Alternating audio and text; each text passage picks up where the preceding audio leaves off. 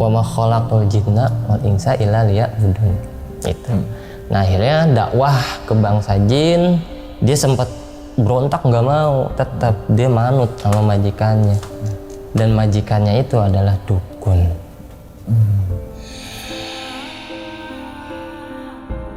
Ada satu orang yang datang ke rumah, gitu. Pengakuannya dia adalah yang muja pocong.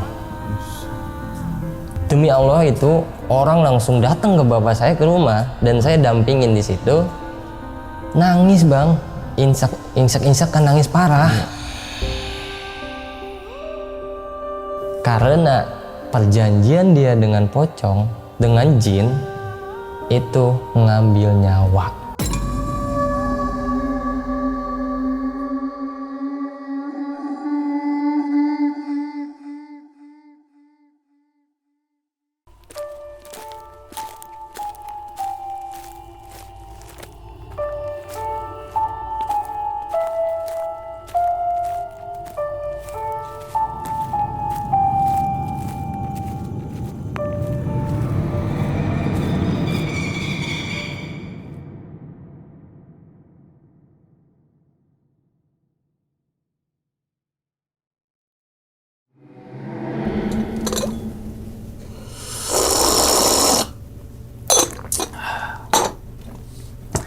Assalamualaikum warahmatullahi wabarakatuh. Kembali lagi bersama gue Sumar Adi Wijaya atau biasa dipanggil Umang dalam segmen Ngopi Horor. Ya teman-teman semua, pada video kali ini nih ya, atau pada kesempatan kali ini lagi dan lagi gue tidak akan membawakan sebuah cerita dan namun menghadirkan narasumber yang tentunya mempunyai pengalaman mistis ataupun pengalaman yang horor. Nah, di samping saya nih udah ada Mas Arif nih. Mas, Siap abang. Gimana mas? Kabarnya mas? Alhamdulillah baik. Sehat mas ya? Alhamdulillah. Salam untuk teman-teman dan juga Siap. keluarga di rumah nih, Mas Arif. Insyaallah. Nih. Nah, sebelum Mas Arif menceritakan pengalaman ini ke teman-teman semua, kami ngucapin makasih banyak nih Mas Arif. Sama-sama. Udah meluangkan waktunya datang ke sini gitu kan dan akan membagikan pengalamannya Mas ya.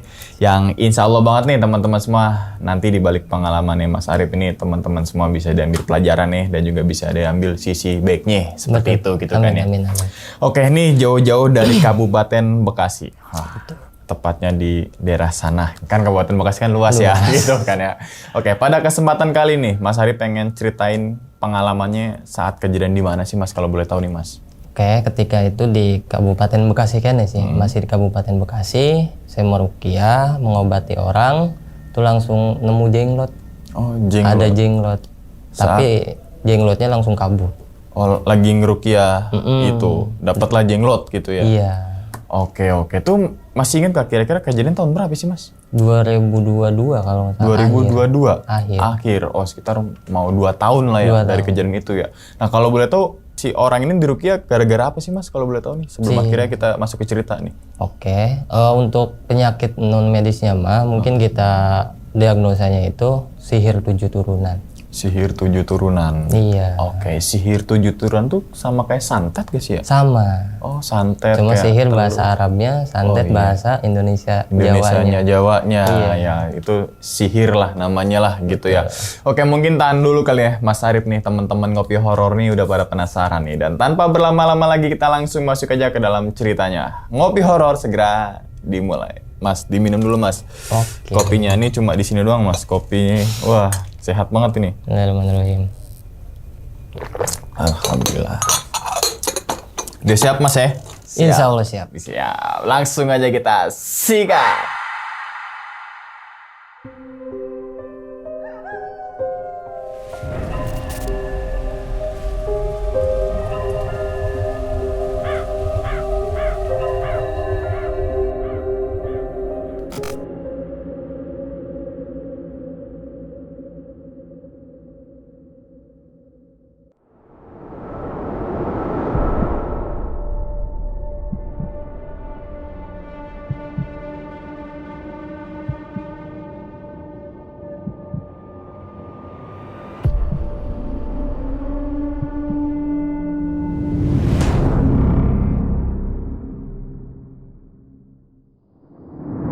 Pada saat itu saya memang alhamdulillah tadus bin nikmat ikut sama bapak. Bapak juga alhamdulillah seorang peruqyah dan saya pun ya bisa belajar dari bapak dan juga di pondok pesantren. Pada saat itu tepatnya malam sebelum saya dipanggil, jadi melalui saya ini peruqyah muda yang memang panggilan, kalau bahasa panggilan ya, ketika pasien ingin diruqyah di rumahnya, nah itu saya yang datang. Boleh lah, semua timnya kita ruqyah ya.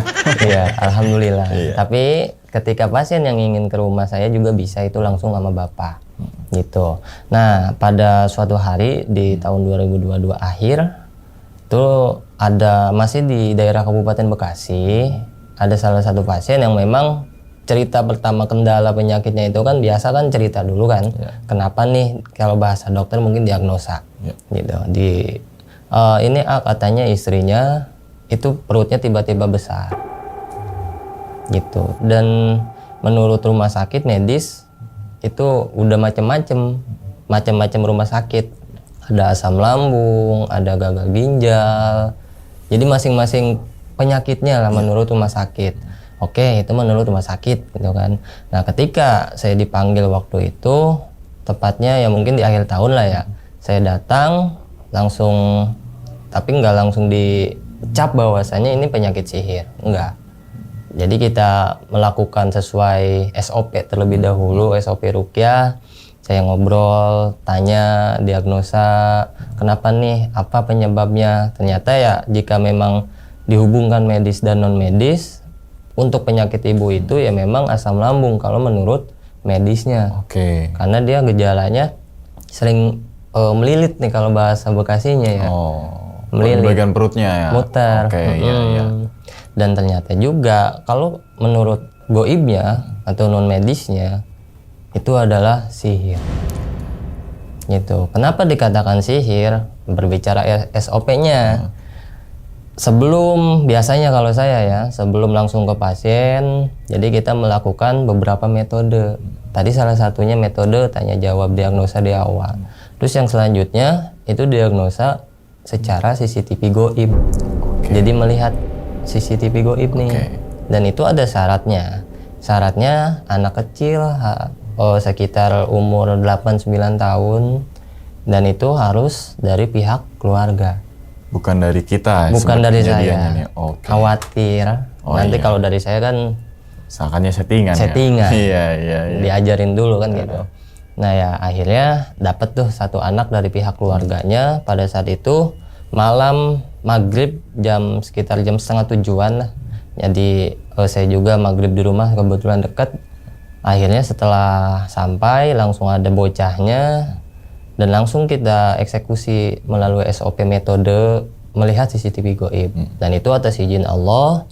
Dan saya memang kita hakikat nama tetap Allah gitu. Saya nggak bisa apa-apa.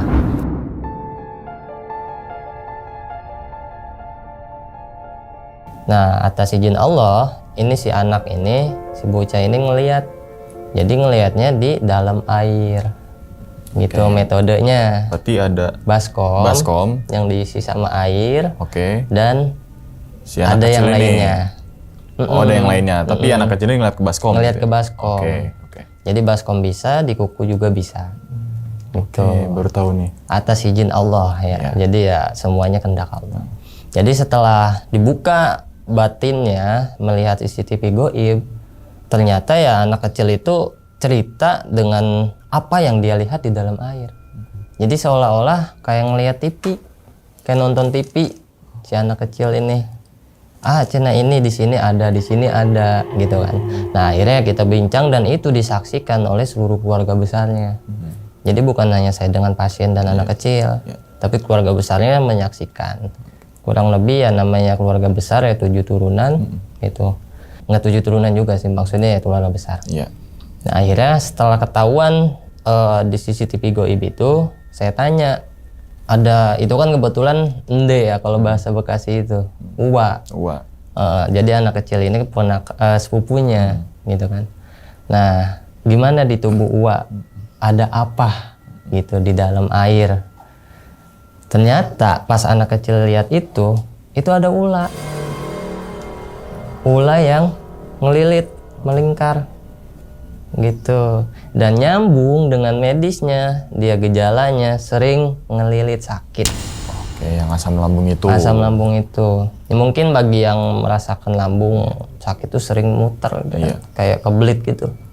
Nah itu kalau secara non medisnya itu anak kecil itu melihat CCTV goib ada lilitan ular gitu. Pantas juga pas ditanya si ibu pasien itu, dia langsung katanya sering ngerasain kayak ada yang jalan di perut. Pokoknya nyerinya banget, beda sama asam lambung. Nah itu satu gitu kan. Tapi saya ingatkan kembali, untuk kebenaran melihat CCTV goib ini tidak 100% benar ya. Karena itu tidak ada bukti, tidak ada, ya pokoknya cuma hanya sebagai metode gitu, penguat. Biar si keluarga pasien ini percaya. Tidak hanya omong belaka dari dari saya seorang ruqyahnya. Lanjut. Nah, setelah dilihat perutnya, langsung dilihat lagi dong di seluruh tubuhnya, disesuaikan sama penyakit ibunya. Contoh misalkan si ibu ini emang sakitnya di salah satu di kepala, sering sakit di kepala belakang. Terus di kepala itu sering katanya ditusuk-tusuk segala macem, sakitnya itu luar biasa katanya. Dan itu pun pindah-pindah, jadi nggak berbarengan sakitnya tuh. Kadang perut gitu kan, kadang kepala. Nah dicek nih sama anak kecil ini, coba lihat lagi di kepala ada apa, kenapa emak sakit, apa uak sakit. Akhirnya dicek, dilihat, ya memang ada jin yang sering mukul-mukul palanya secara gambaran CCTV goib gitu. Dan kenapa pundaknya sering berat juga sama nih. Pokoknya kita melihat, menyesuaikan apa yang dirasakan oleh ibunya gitu. Dan juga langsung dilihat di pundaknya ternyata ada yang ngegendong gitu, gede hitam tinggi. Nah pokoknya setelah dilihat, disesuaikan sama penyakitnya, itu semua ada gitu. Dari kakinya lemes, sampai nggak bisa jalan beberapa bulan katanya. Dan itu sakit pun udah lama, bertahun-tahun, 2 tahun kurang kata dia. Semenjak anaknya keluar SMA, berarti 2019 ini pengakuan dia ya. 2019 sampai 2022, 3 tahunan kurang lebih. Dan itu perutnya terus masih besar.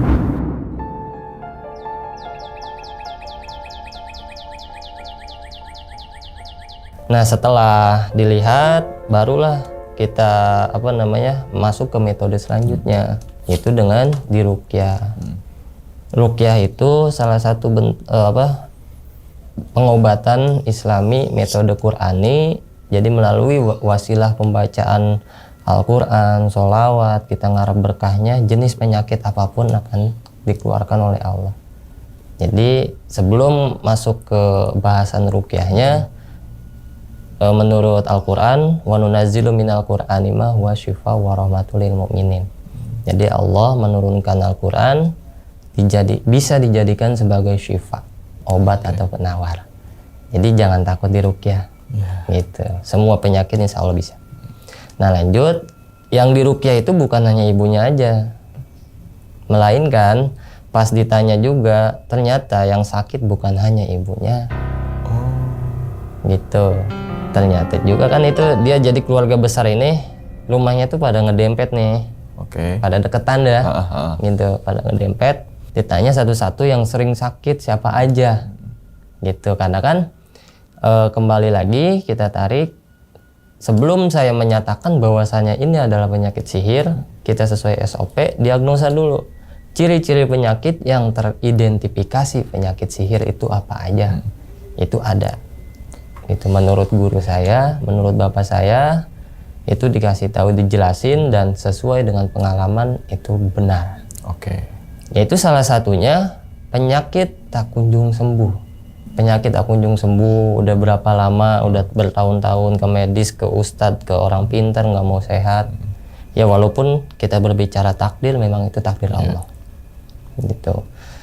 Nah sesuai dengan identifikasi di awal, dari keluarganya yang sering sesakitan, sakitnya pindah-pindah. Pindah-pindah itu, satu, pindah-pindah anggota tubuh.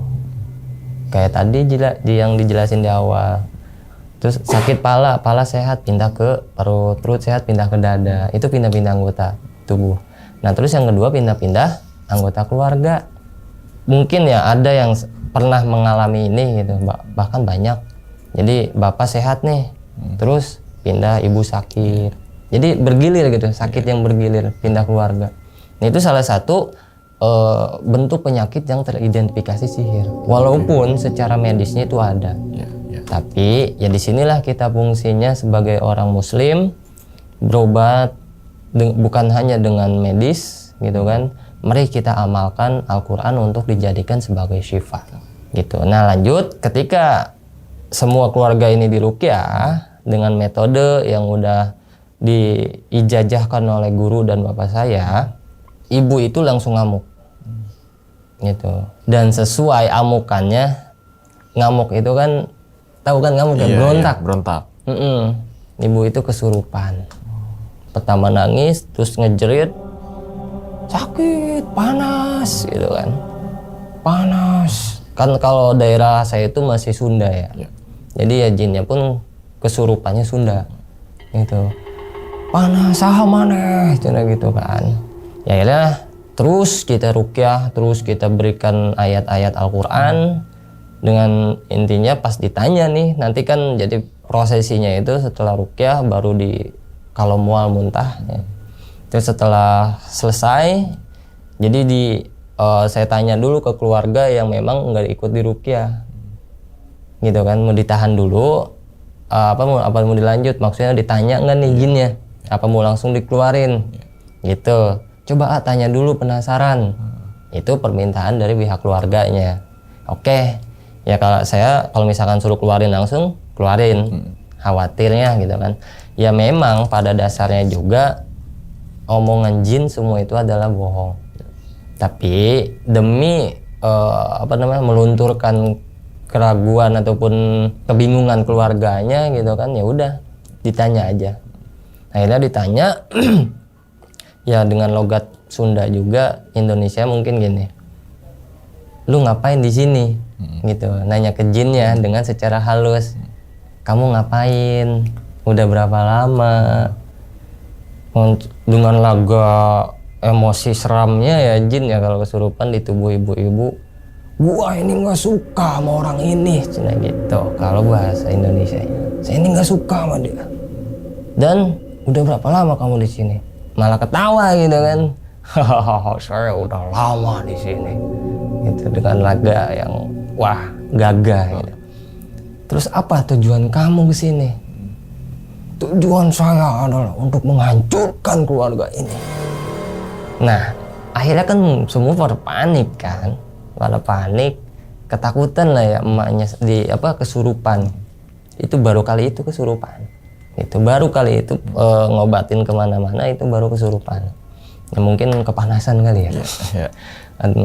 Terus setelah melakukan MOU nih dengan jinnya ya kita maksudnya jangan dikasarin lah gitu kan. Jadi saya kasih tawaran ke si jin ini, jika memang Anda masih mau selamat, masih mau hidup, putuskan tali Anda dengan majikan Anda. Jadi dikasih tawaran dulu sebelum memang si jin ini dikeluarkan. Dan jika memang dia mau selamat, masuk Islam. Yuk masuk Islam. Di Islam jinnya itu damai. Iya, si jinnya. Karena kan jinnya juga sama. Ada kafir, ada muslim. Sesuai sama wa ma khalaqal jinna wal insa illa liya'budun. Itu.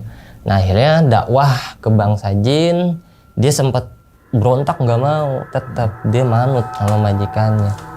Dan majikannya itu adalah dukun. Gitu. Kenapa saya bisa tahu dukun? Kembali lagi ke pas CCTV goib. Itu buat patokan, bukan dalam artian saya berpatokan ke air itu ya. Biar kenapa keluarga ini percaya, keluarga ini tahu langsung dikerjain di tempat. Bukan cuma keluar dari omongan doang. Gitu. Nah, akhirnya balik lagi ke air itu langsung kelihatan gitu, kelihatan yang ngirimnya, tapi nggak semuanya betul yang ngirimnya itu bukan orang yang nggak sukanya, tapi dukunnya. Dukunnya doang kelihatan. Dukunnya doang. Bukan yang ngirimnya. Bisa ya? saya buka tapi khawatir. Oke. Itu. Saya juga jaga-jaga di situ. Iya, iya. Dukunnya itu kelihatan. Gitu. Dan ya masing-masing dengan dari wilayah dukunnya lah setiap pasien. Nah akhirnya si Jin ini masih ngelawan nih, nggak kuat, nggak bisa nggak bisa diajak MOU gitu kan, dibaikin. Ya wes lah, pada akhirnya keluar paksa. Dan alhamdulillah setelah ruqyah itu kesurupan udah selesai, dan tetap keluarga yang lain juga masih ikut ruqyah.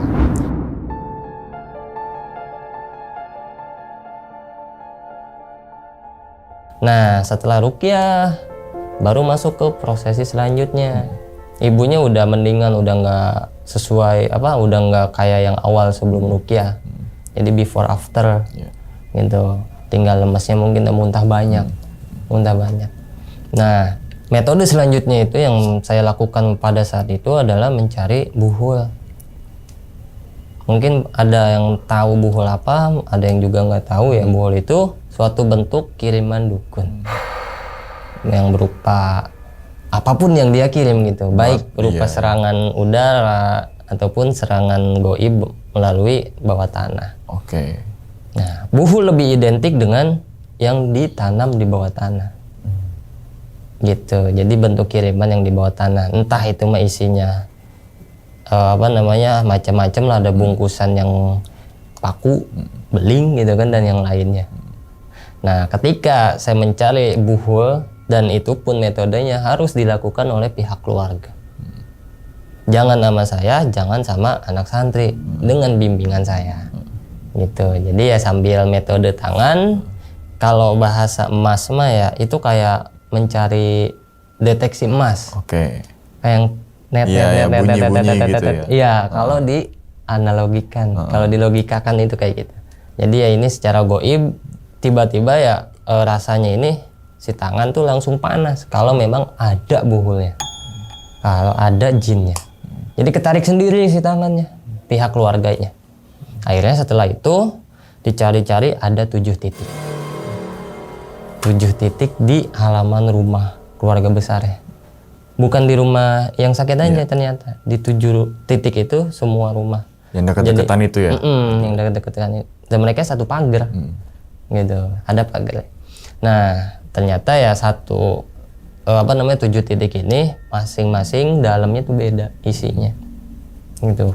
Karena ya kalau menurut saya pribadi dan guru-guru saya mengatakan, selagi buhulnya masih ada, akarnya masih ada, penyakitnya nggak bakal sehat. Kalau menurut goib gitu. Tapi kita beda lagi kalau menurut hakikat Allah. Wasilahnya melalui pembacaan Quran. Nah itu lanjut. Ternyata di 7 titik ini saya menemukan ada satu sosok jenglot. Itu. Jadi di 7 titik ini jenglot itu ketemu di titik terakhir. Penggalian kan digali ya. Udah dideteksi, oh di sini ada, digali isinya apa aja macam-macam. Ada yang bungkusan hijau, tapi lawan lama banget ini, bungkusan lama. Itu dalamnya paku beling gitu kan. Nah itu paku beling. Terus yang selanjutnya juga ada kayak semacam kayak botol minyak, tapi dalam rambutnya dalam botolnya itu ada rambut gitu, ada rambutnya satu helai. Nah jadi setelah penemuan itu akhirnya di satu titik ini ada di dalam rumah. Dalam rumah si ibu itu? Dalam rumah si ibu itu. Yang lain udah ketemu nih, yang tadi itu. Terus tinggal satu titik. Ya ternyata saya pun ya pas ngegali itu nggak sendirian. Didampingin sama keluarga ya pada pengen lihat. Akhirnya ya masuk loh kita ke rumah, kita gali dengan minta izin dulu kan, karena nggak sembarangan gitu kan, itu dalam rumah. Tepatnya di dapur. Dan lebih tepatnya lagi di pendaringannya. Ya mungkin pasien saya masih kuat gitu dengan adat isi adatnya. Nah pas digali di pendaringan nih, udah kurang lebih berapa sentimeter ya, itu ada yang ngejerit nih bapak-bapak satu. Maksudnya ngejerit itu itu apaan, itu apa gitu. Langsung saya kan seolah tag tujuan, astagfirullahaladzim, semua ngelihat jenglot lari ke bawah. Itu ke dalam tanah ya, berarti? Iya. Oke. Itu tuh dia nggak nampak ke atas. Justru pas digali itu, Robert itu kelihatan sama yang ikut ngegali. Langsung pada kaget semuanya. Dan saya pun langsung energi negatif langsung menyatakan perang. Kalau goib kan ada perang ya. Itu langsung menyatakan perang di situ. Karena apa ya? Kekuatan ataupun energi dari boneka ini itu kuat. Jenglotnya kuat banget. Karena ini titiknya. Titik penyakit, pusat penyakit ada di dalam rumah itu.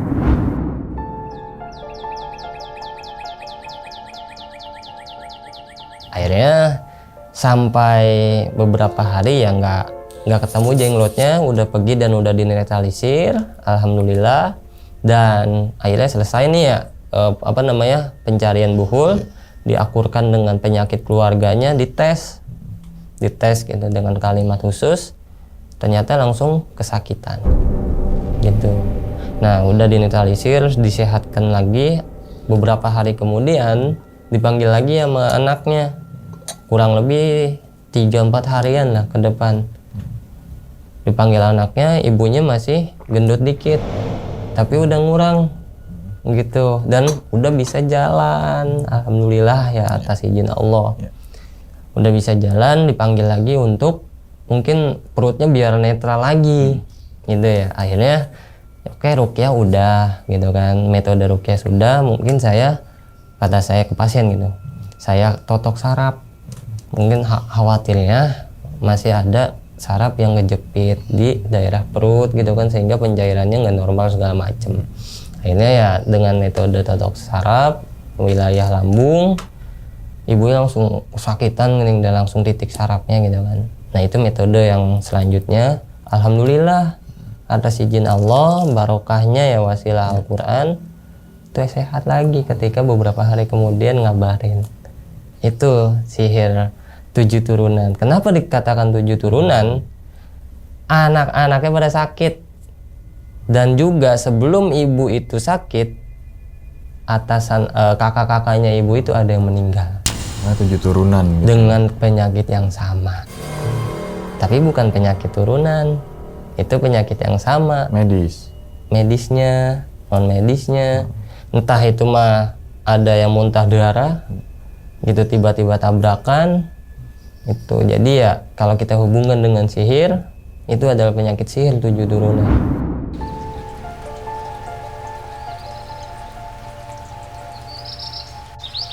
Ya jadi ketika udah beberapa hari, alhamdulillah atas izin Allah, barokahnya Al-Quran, ibunya sehat lagi gitu atas izin Allah. Nah berbicara itu kan kasusnya jenglot ya Bang. Jadi nemu jenglot di tanah langsung kabur, karena itu adalah bentuk media sihir yang ditanam oleh dukun untuk penyakit keluarga itu. Jadi ya jenglot ini ngeri Bang. Gitu. Dia itu emang boneka gitu kan, ya kata boneka benda mati tapi hidup dan mempunyai gigi, dan konon ya saya itu bisa nyedot darah manusia gitu. Dan berbicara jenglot, ada lagi kejadian yang lebih seru Bang. Gimana tuh Mas? Pada suatu hari nih, jadi ada rame di wilayah tersebut, itu ada yang muja pocong. Penampakan, terus duit hilang, jadi rame. Beberapa hari itu, 2-3 hari itu ramenya. Sering tiba-tiba pocongnya ada di atas rumah, ataupun di pohon besi, ataupun di pohon bambu. Jadi pokoknya rame tuh bincangan tentang pocong, duit hilang segala macem. Nah akhirnya setelah rame-ramenya booming itu muja pocong di wilayah itu, ada satu orang yang datang ke rumah gitu. Pengakuannya dia adalah yang muja pocong. Orang dan wilayah nggak saya kasih tahu. Demi Allah itu orang langsung datang ke bapak saya ke rumah dan saya dampingin di situ. Nangis bang, insak kan nangis parah. Karena dia mau tobat. Kenapa tobatnya? Karena perjanjian dia dengan pocong, dengan jin itu ngambil nyawa atau tumbal nyawa. Dia bikin perjanjian nih. Oke, waktu ini cerita dia ya, menurut cerita dia.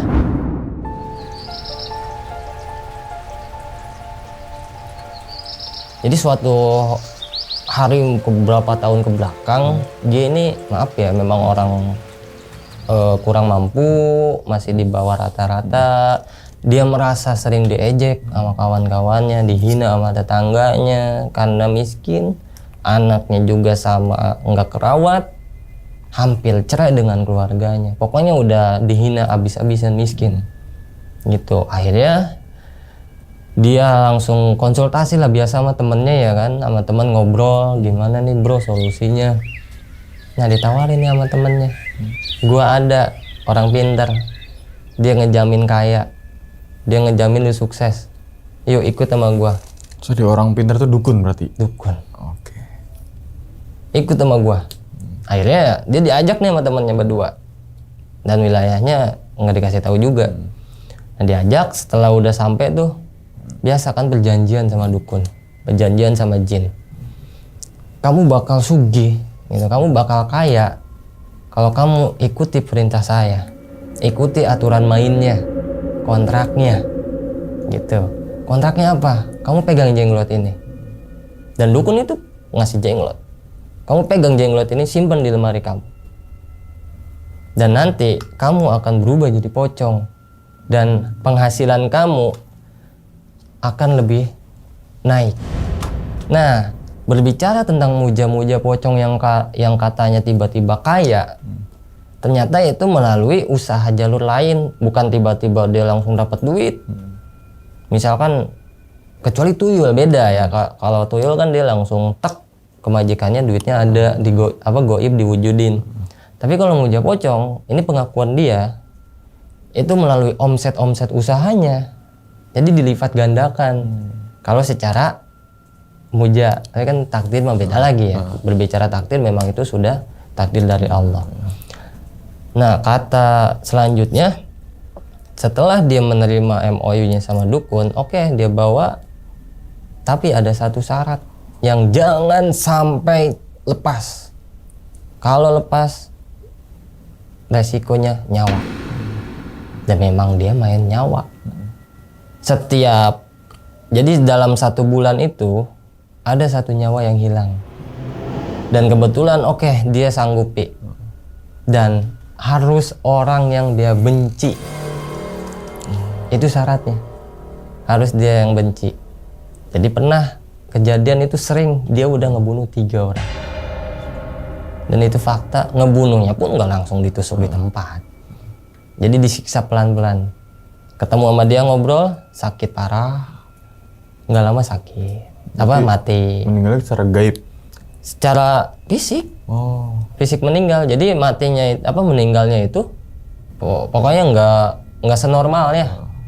Kadang muntah-muntah darah, tabrakan, pokoknya nggak logis meninggalnya itu pengakuan dia.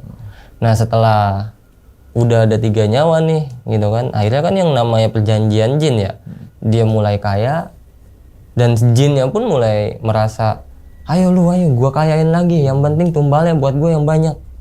Kalau menurut jinnya mungkin ya. Akhirnya setelah udah beberapa, ketiga orangnya dia matiin gitu kan, pihak jin yang udah kerja sama dia pengen ngabisin keluarganya gitu. Jadi udah dia makin pengen ngabisin keluarga, karena lu udah gua kasih kaya gitu kan. Lu tinggal milih mau nyawa anak lu apa lu, kalau bahasa kasarnya, kalau kata jin gitu. Nah dari situlah dia langsung taubat, berobat ke bapak saya. Jadi Pak Ustadz minta tolong, minta diputusin atas izin Allahnya, gini gitu kan. Karena ya setelah itu kejadian malam Kemis. Malam Kemis dia datang, dan kebetulan malam Jumat besok adalah malam Jumat Kliwon, yang jadwal dari si dukun itu harus ada yang tumbal. Dan tumbal permintaannya di malam Jumat itu keluarganya. Gitu, makanya di malam Kamis itu langsung dieksekusi. Dikasih kalimat amalan bacaan Quran, amalan-amalan khusus atas izin Allah, cuma rumahnya doang yang ngebeledak. Dan itu ciri-ciri salah satu orang yang terkena serangan sihir. Jadi rumah itu, di atas rumah kayak suara pecah, ban pecah gitu kan. Duar. Itu banas api ataupun jin yang dikirim. Jadi dar. Untungnya alhamdulillah cuma itu. Dan alhamdulillah dia selamat. Itu dengan barokahnya Al-Qur'an dan amalan yang dikasih. Itu jadi ngeri juga. Bukan ngeri juga, ngeri banget malah. Dengan yang namanya jenglot, muja pocong gitu kan. Jadi harus waspada dan juga hati-hati, kita jangan sampai bersekutu dengan jin dan sampai terjerumus juga ke dalam situ ya. Oke. Itu yang lebih ngerinya. Nah, berbicara tentang sihir ya, sihir itu kan bahasa Arabnya. Kalau bahasa kita kan Jawa santet ya, yang sering kita ini teluh, santet ya, ya teluh. Itu. Dan masing-masing metodenya yang dukun itu kirim, masing-masing juga penyakitnya. Itu bahkan ya kalau berbicara mungkin mayoritas orang Indonesia semua hampir 6-70% percaya. Bagi yang tidak percaya ya ada sejarahnya juga. Bahkan Nabi Muhammad SAW pun terkena sihir, penyakit. Dan apa sanggahan Kanjeng Nabi ini, perbuatan Kanjeng Nabi ini ketika terkena sakit sihir, yaitu Kanjeng Nabi berpesan, Kanjeng Nabi langsung baca surah Al-Falaq dan Anas. Jadi kulhu falak anas. Itu Nabi baca kulhu falak anas. Dan itu dinisbatkan sebagai penangkal sihir. Makanya kalau mau tidur, kalau mau kita ketakutan gitu kan, baca kulhu falak anas. Insya Allah ya, menurut dalil pun baca 3 surah tersebut pahalanya sama dengan menamatkan 30 juz. Insya Allah dari dunia sihir, dunia goibnya akan terlindungi oleh Allah melalui barokah pembacaan tersebut. Gitu. Jadi Kanjeng Nabi pun mengalami sihir. Tapi kalau ciri-ciri sihir tuh ada berapa macam itu, Mas? Ciri-ciri misalnya orang nih kena sihir atau apa gitu, secara biar kita tahu. Aku juga kan belum begitu tahu banget nih gitu. Iya. Saya sering menyampaikan ini kepada pasien. Ada beberapa orang yang terkena sihir dan penyakitnya itu, yang pertama, ini ada 2 macam, buat keluarga, buat orangnya dan buat rumahnya. Orangnya gitu. Dulu deh. Orangnya dulu, yang pertama itu sering sakit daerah belakang. Ini mungkin sihir jin lewat. Saya lagi pinggang ini. Nah, ya mungkin secara medis. Gitu ya, secara medis itu pegel gitu kan. Suka nih Mas. Maksudnya sakit belakang itu gimana parah nih? gitu Bang, nggak sewajarnya pegel. Oh, masih aman. Kayak semacam aduh sakit banget, berat gitu kan. Merinding atau gimana gitu. Itu bisa ketempelan.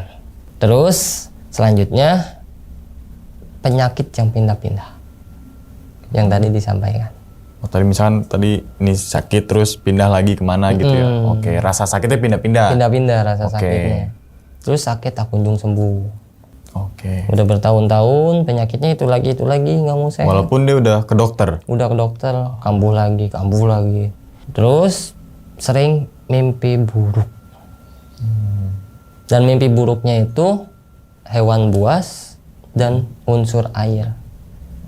Kalau saya gajah ya pas itu. Dikejar-kejar. Beli gajah pas itu. Ngeri banget. Beli gajah terus gajah kekirim, gue lupa bukan apa ya. Bingung naruh di mana gajahnya gitu kan. Masya Allah. Pas bangun, wah, gajah mana gajah gitu kan.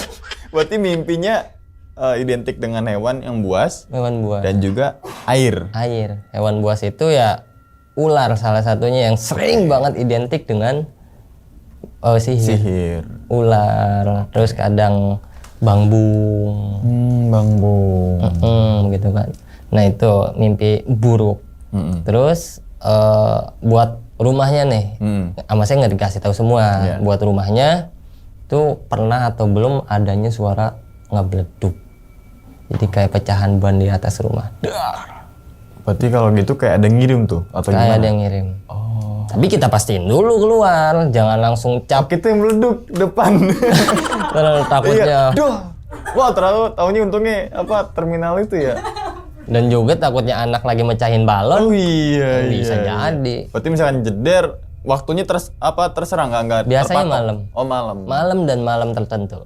Oke, misalkan ketika kita dengar dar, nah apa yang harus kita lakuin pertama kali? Nah, efeknya biasanya nih, cara ngebedainnya ya, ada suara kayak gitu, itu rasa tuh langsung merinding. Langsung merinding. Beda sama pecahan balon anak kan. Iya, kaget Beda. doang itu. Kaget malah. doang. Ha. Dor. Nah, merinding terus hawa rumah itu panas beda. Panas banget gitu. Terus untuk rumah yang sering ada suara bercikan, kayak pasir gitu, cecek cecek cecek cecek. Tuh. Tapi ingat metode salah satu kasus sihir, ciri-ciri penyakit sihir itu yang barusan disebut, jangan langsung mencap bahwasanya itu sihir. Iya. Gitu. Jadi harus kita seimbangkan. Cara logika juga ya. Cara logika juga. Karena apa? Untuk biar supaya mindset kita, iman kita, penyakit kita, keadaan kita normal. Kan kalau khawatirnya pas lagi sakit pisan nih kan, Iya. suara ngebleduk, terkaget, Sekeras serangan ini. jantung. Iya, benar-benar. Iya, iya. Berarti tetap pengetahuan logika dulu ketika kalau lihat-lihat sesuatu atau merasakan sesuatu Biar gitu nggak ya. takut intinya. Biar nggak takut gitu, biar nggak sugesti, nggak buruk gitu ya. Betul. Takutnya nanti ketika teman-teman semua denger, jeder, wah saya kena sihir. Enggak, tapi logikain dulu, coba kalian paginya Ah, mungkin tikus dicek kali. dulu, iya gitu kan, ke mana, ke atas plafon, lihat oh tikus atau bukan kucing atau mungkin buah lamnya kan meletus gitu kan. Oke, nah berarti yang ngirim, ini kita nanya yang pertama dulu nih ya Mas ya. Yang ngirim ibu itu kira-kira masalahnya apa sih sampai akhirnya ngirim seperti itu gitu? Kalau berbicara masalah ya, ini kan tadi balik lagi faktanya, itu kita nggak 100% betul adanya khawatir menimbulkan fitnah. Kejadian fitnah di antara mereka. Cara nggak ada bukti, tiba-tiba dicap lu nyantet gue lu ya, dan takutnya gitu lagi. Iya. Gitu. Nah itu disebabkan karena ketidaksukaan. Penyakit hati tuh. Penyakit hati. Iri. Ya mungkin kalau di ibu itu ya, itu keluarga. Oh, oke. Tapi Gitu. kita tidak bisa Nggak memvalidasikan hal itu gitu Dan ya. nggak boleh ngecap bahwasannya bener dia, bener keluarga dia, enggak. Dan semua yang tadi itu saya nggak berbilang ke pihak keluarganya. Enggak, semua pasien nggak saya bilangin. Walaupun saya juga nggak tahu ya ini bener apa enggak sihirnya segala macam, kita serahkan kepada Allah. Oke. Itu sesuai. Nah, berarti ya intinya ada konflik lah di situlah gitu ya. Yang ketidaksenangan, apalagi teman-teman semua jangan sampai kita punya penyakit hati gitu ya. Iri dengki itu Nggak bisa. boleh, apalagi sampai nyantet. Nah, itu nyantet gitu kan. Oke. Terus kan CCTV gaib kita bicaranya nih kan. Keren juga nih CCTV tapi dalam bentuk gaib gitu Iya. kan. Nah, kenapa medianya tuh anak kecil berumur 8 tahun atau mungkin bebas tapi anggota keluarga gitu? Harus anak kecil. Oke. Syaratnya, karena itu udah termasuk syarat dari keilmuan tersebut. Ada minimal umurnya kan? Ada. Jadi ya masih kecil juga, masih bersih. Kan khawatirnya kita itu mata batin ya, mata batin. Ya kalau seumuran kita nih gitu kan, khusus apalagi saya gitu kan, banyak dosanya, susah gitu. Sering ada yang coba aku nih yang umur di atas 10. Umur di atas 15, nggak bisa, nggak kebuka. Jadi metode ilmu itu ada syaratnya khusus anak kecil, ilmu CCTV goib. Tapi beda lagi sama ilmu deteksi buhul. Itu mah bebas umurnya. Mau aki-aki sekalipun bisa. Bisa ya? Abang bisa langsung dicoba. Oke. Kita tahu di studio ada. Kita pakai ghost detector. Nah, iya nggak beda gitu. Oh, Mas di mana Mas? Kita coba sampingkan gitu. Oke. Nah, terus ada gak sih santet atau sihir tapi nggak nemu buhulnya gitu Mas? Oh, pas ketika saya ngobatin. Iya. Ada juga. Jadi nggak santet itu dia langsung, metodenya juga mereka beda-beda nih. Oke. Ya saya nggak tahu metode jelasnya kayak gimana ya, karena saya bukan dukun gitu kan. Ya yang sering cerita gitu kan, pernah juga saya ngobrol sama mantan dukun yang sharing aja gitu kan, sharing. Oke. Media dia itu salah satu fisiknya ya melalui boneka. Gitu kan, boneka terus foto, medianya ya foto, dan itu biasanya kalau dua itu dia nggak pakai buhul. Mungkin buhulnya dikirim melalui kiriman ini, dan itu berarti buhul udara gitu. Makanya bagi yang tidurnya di atas ranjang tapi masih kena ngerasain sakit, itu coba deh pindah ke bawah tanpa ranjang. Itu salah satunya. Biar nempel ke tanah. Nempel ke tanah. Oh. Itu buat mengantisipasi serangan sihir angin, sihir udara. Oke, berarti ada sihir udara, sihir darat, Avatar dong ya. sama di sihir laut jadi ke TNI ya. Oke, buhul ya sempat dengar tuh buhul itu kayak entah itu di bawah tanah terus kemudian kita gali terus ada sesuatu. Biasanya tuh dibungkus-bungkus apalah, nggak tahu lah, kapan, warna hijau, warna putih, warna merah apa nggak tahu gitu kan. Tapi berarti ruqyah ini dengan ya pure 100% dari ayat Al-Qur'an ya berarti Ayat ya. Al-Qur'an. Nggak ada mantra-mantra khusus ya. Nggak ada. Oke. Dan ijazahnya pun seperti itu.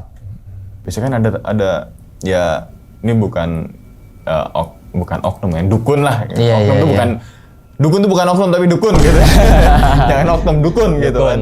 Nah, kan ada tuh dukun misalkan ketika ngapa-ngapain obat-obatin terus ada tuh misalkan bahasa Sundanya apa tapi dengan bahasa Sunda ya, misalkan bahasa Jawanya misalkan langit petong ini gitu kan. Iya. Tapi itu bener ruqyah pure dari Al-Qur'an ya, ayat Al-Qur'an berarti ya. Nah, sekarang kita bahas tuh yang abang tadi tanyain ya. Sedikit mungkin al-fakir doib yang kurang pengetahuan luas. Jadi ruqyah itu menurut Quran kan artinya jampe-jampe. Itu jampe-jampe kalau bahasa Jawa, ruqyah. Nah, kalau dia artikan buat ngedoain ruqyah. Banyak metodenya berbicara ruqyah, berbicara keyakinan. Jadi semua orang bisa ngeruqyah. Semua orang bisa buat ngeruqyah orang. Ngeruqyah dirinya sendiri, ngeruqyah orang. Karena apa? Ya tadi poinnya. Berbicara ruqyah, berbicara keyakinan. Jadi bukan hanya orang yang berlabel ustadz. Dia bisa ruqyah karena arti dari makna dari ruqyahnya itu untuk ngedoa. Kalau bahasa jampe-jampe mungkin ya. Kalau bahasa Jawa gitu jampe-jampe. Ngedoa, yakin minta doa sama Allah biar sehat.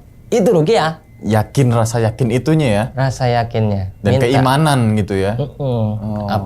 Dan juga kita mempunyai ilmu yang bersanad khusus tentang ruqyah. Nah, itu baru metode ruqyah.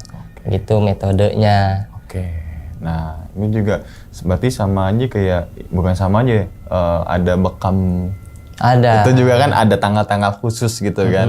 Yang saya tahu tuh biasanya tanggal 21 tuh bekam basah tuh sesuai dengan anjurannya gitu kan. Dan dari situ insya Allah penyakit-penyakit tuh akan jadi macem. Ya, macem-macem lah gitu kan. Oke. Nah, masalah jenglot nih, Mas. Kan jenglot itu kan kalau kita searching, mungkin teman-teman yang belum tahu tentang jenglot silakan searching gitu kan. Jenglot itu kayak boneka kecil ya, warnanya hitam terus ada taringnya gitu kan. Terus kemudian ada juga matanya nyala karena belakangnya ada on off kan ada juga tuh. ada juga di Shopee ada kan gitu on off-nya gitu kan. Nah, posisi saat itu jenglotnya masih hidup atau gimana sih? Ya orang yang gerak ke bawah tanah berarti hidup. Oke. Nah, sama nggak sama yang dijual-jual di toko online? Beda. Oh, kita kan tahu karena ada yang jual ya. Oh kayak gini ya gitu. Tapi sama nggak? Ya kalau bentuknya mah yang saya lihat sama. Kalau mungkin kan mereka juga entah gambaran dari mana gitu. Iya. Dan bedanya jenglot setan itu adalah jin yang menguasainya. Oke, berarti jenglot ini medianya jin. Ada dukun yang kayak gitu, ada juga memang benar sosok jenglot. Jadi jin kecil. Jin kecil yang dia kadang berubah jenglot, kadang juga dia berubah besar. Oke. Nah, ini kan pasti ada orang yang ngirim kan? Ada orang ngirim pasti ada perantaranya. Kan pasti begitu ya? Nah, untuk Mas sendiri nih percaya gak dengan dukun? Percaya. Oh. Adanya dia percaya. Tapi keahlian si dukun ini percaya tidak? Percaya. Oh. Karena mereka kerjasama sama jin. Oke. Jadi mungkin kalau ditarik sesuai pelajaran ya, orang yang belajar tanpa guru, gurunya adalah setan. Nah itu dengan pengetahuan sendiri, misalkan kayak makanya jangan macam-macam dengan keilmuan. Contoh kayak maaf gitu ya, baca-baca di Google atau di YouTube cara sakti gitu kan, cara biar kebal, cara biar suka pelet dia gitu kan. Jadi baca di Google dan itu tanpa guru, itu sesat. Dan dukun itu begitu. Ya, makanya kan kita belajar tuh harus ada gurunya gitu kan. Oke, nah terus kemudian kan nih muja pocong nih. Muja pocong tuh alhasil kan dia kaya tuh. Kalau bahasa Jawanya itu kan Cugi. Nyupang juga pesugihan. Nyupang tuh pesugihan gitu. Nyupang pocong gitu kan. Kalau di Cirebon tuh nyupang pocong, nyupang babi ngepet, nyupang tuh kayak pesugihan lah gitu kan. Bukan atau bukan gitu ya. Ikan cupang gitu mah. Nyupang pohon. Lanjut. Nyupang pocong gitu kan. Karena di desa saya sendiri tuh ada rumor yang beredar kayak gitu. Nah, masalah pesugihan ini kan pocong gitu kan. Berarti dia si orang ini kita katakanlah si A ya. Si A bergelut dengan si dukun. Dukun ini kan perantara berarti ya. Untuk si A ini biar ada suatu perjanjian lah. Sesuai kesepakatan mungkin gitu kan. Misalkan pengen kaya, pengen jabatan atau pengen apa gitu kan. Dan ternyata si A ini pengen kaya gitu kan. Tumbalnya itu selama 1 bulan 1 kali atau gimana tuh? Menurut pengakuan dari si A itu tuh? Pengakuannya, jadi masing-masing ada tingkatannya dia. Kalau kayak kata dia nih, dia yang laksanain, ada masing-masing tingkatan. Contoh, lu pengen kaya berapa bulan, itu dengan syarat tumbal harus 5 misalkan. Oke. Gitu. Jadi ada target, ada tumbal. Gitu. Jadi masing-masing ada tolak ukurnya. Dan dia itu dalam jangka waktu dekat gitu 3 bulan berapa ya waktu itu kurang lebih intinya masih di bawah setahun pengen cepat kaya karena buat bayar utang gitu. Nah itu sesuai perjanjian target tumbalnya 3 atau 7 gitu. Nah dia tadi 7 kan 7, akhirnya ini baru 3 orang 4 lagi berarti anggota keluarganya dan dia nggak mau. Gitu intinya sesuai target itu tumbalnya. Oke, ini kalau jin yang nyata mungkin kalau akhirnya kan si A ini tobat ya. Dengan yang tadi mungkin kehilangan beberapa nyawa dan sebagainya gitu kan. Nah, mungkin kalau zaman sekarang nih tolong koreksi kalau salah nih. Kalau jin yang nyata mungkin zaman sekarang tuh judul kali ya. Bisa. Itu secara mindset. Iya kan? Jin yang nyata gitu kan. Yang misalkan gue pengen kaya, gue main aja deh. Dia kalah. Tobat. Ya bisa jadi kita hubungkan ke situ karena yang berbicara dengan jin bagi pasti kan pola pikirnya kan udah dihasut sama jin kan gitu kan? Dihasut. Karena dengan nafsu tinggi kan nafsu itu ada nafsu syaitoni ya. Iya. Nafsu yang diakibatkan dari jin. Oke. Dan akhirnya nafsu dia ngebludak pengen berusaha disebutnya kan ngebalikin modal dia yang kemarin. Karena kalah lagi gitu kan supaya nafsu nafsu. Oke. Nah, alhasil ketika si A itu yang pengen tobat tuh gimana? Masih ada tumbal-tumbal lagi gitu, Mas? Alhamdulillah setelah langsung ke rumah dikasih amalan, wiridan, alhamdulillah nggak ada kejadian apa-apa lagi. Ya, kita bahasnya tadi kita singgung MOU lah gitu ya. Nih nggak usah jauh-jauh ke gaib-gaib dulu deh. Kalau teman-teman semua misalkan ada sebuah perjanjian sama orang tuh harus benar-benar teliti dulu gitu kan. Betul. MOU itu gitu kan. Misalkan apalagi jual beli tanah, perjanjian misalkan sewa menyewa gitu kan. Harus dibaca dulu poin per poinnya, jangan iya deal. Kita nggak tahu nih. Betul. Gitu kan. Itu kan analogi sederhana di dunia gitu kan. Nyatanya. Ingat ya, dunia itu sementara, akhirat itu selamanya. Gitu. Masya Allah. Ya. Betul. Jadi ini ya nggak, bener nggak? Gue barusan googling Mel sebelum masuk Mel. Oke. Nah, nih pada intinya adalah untuk teman-teman yang menonton video yang kami tayangkan, terutama ada beberapa video yang sampai akhirnya banyak DM ke saya, ke kami, ke tim saat itu video tentang pesugihan gitu kan. Jadi banyak orang yang pengen pesugihan gitu. Maksudnya tuh dengan dihadirkan orang itu gitu kan untuk supaya ente-ente di rumah jangan sampai terjerumus gitu. Ternyata banyak banget yang minta nomor kontak si narasumber. Masya Allah. Mas itu kita apa namanya untuk yuk kita sama-sama gitu kan. Jangan sampai kita terjerumus dalam hal-hal seperti itu gitu kan. Jangan sampai kita musyrik, jangan sampai kita syirik dan sebagainya. Itu tujuan utama kita dibikin konten-konten seperti ini. Betul. Gitu kan. Makanya teman-teman semua silakan cek YouTube horor mana yang depan awalnya itu ayat kursi. Luar biasa. Di sini doang habis trailer tuh ayat kursi. Masya Allah. Karena tujuan kita udah gitu kan. Maksudnya jangan sampai terjerumus dalam hal-hal seperti itu, terutama gaib ya gitu kan. Gaib itu ada gitu kan. Rezeki jodoh juga kan gaib juga gitu kan ya. Oke. Tapi nih Mas, sebelum ditutupin Mas videonya, kira-kira Mas Arif nih punya pesan gak sih Mas untuk teman-teman semua nih Mas gitu. Mungkin kita kan saling mengingatkan untuk kebaikan kan nggak apa-apa gitu kan. Silakan Mas. Oke, terima kasih. Sebelumnya Abang, saya juga ucapkan terima kasih ke tim, ke Abang yang udah bisa kita silaturahmi ke sini. Dan buat para viewers gitu kan, Aldoib Al-Fakir, mohon maaf apabila banyak kesalahan dalam penjelasan karena Al-Fakir masih bocah kalau bahasa Bekasi ya. Masih bocah yang memang kita menguatkan keyakinan kepada Allah untuk sehat. Nah, melalui wasilah Al-Quran, teman-teman bisa untuk mengamalkan sebagai kesehatan. Jadi jangan takut buat diruqyah. Jadi seolah-olah stigma orang itu tentang ruqyah, jin lagi, kesurupan lagi. Enggak, sebetulnya enggak seperti itu. Hilangkan pikiran itu jauh-jauh. Karena ruqyah yang tadi dibicarakan untuk kesehatan. Dengan yakin mohon ke Allah, biar kita sehat, biar orang itu sehat, itu ruqyah disebutnya. Gitu, melalui wasilah baca Al-Quran, sholawat. Makanya kita sama-sama berbenah diri guna kita ya, yang tadi Abang sampaikan, dunia sementara, akhirat selamanya. Seperti itu. Entah siapa yang mati duluan di antara kita gitu kan. Tahu. Kita mungkin betul. Keluar pintu tabrak kucing gitu. Ya kita kan yang tahu kan gitu kan. Betul. Oke. Nah, mungkin kayak gitu Abang. Terima kasih banyak. Oke, jadi ya itu ya teman-teman semua pengalaman dari Mas Arif ini supaya kita semua tersadar gitu kan. Emang jin itu kan ada dan ciptakan gitu. Betul. Kan ya. Malaikat pun juga sama diciptakan juga. Betul. Dan manusia pun sama gitu. Semua punya porsi masing-masing gitu kan.